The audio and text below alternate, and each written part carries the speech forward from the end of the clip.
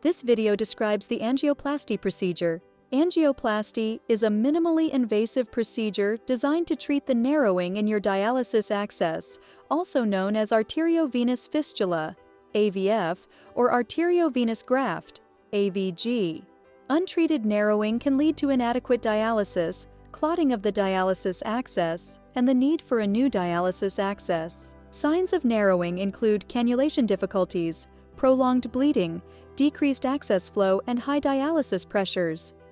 Timely intervention is crucial to ensure uninterrupted dialysis. The procedure, conducted under local anesthesia with ultrasound and X-ray guidance, involves a small puncture on the AVF or AVG for sheath placement.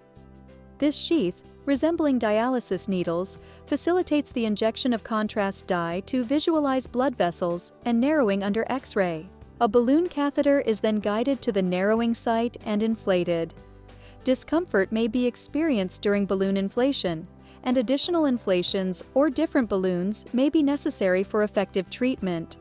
Stents, which act like a flexible wire mesh, may be inserted if needed to maintain AVF or AVG patency. Stents are permanent and will remain in the vessel. Following confirmation of adequate treatment, the sheath, wire, and balloon catheter are removed, and the puncture site is sealed with sutures.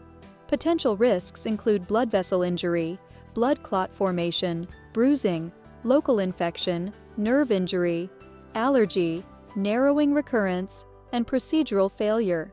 Post-operatively, blood thinners may be prescribed to prevent clot formation, and dialysis can be resumed immediately. A memo for suture removal will be provided for your next dialysis session. If you have any queries, please approach your doctor.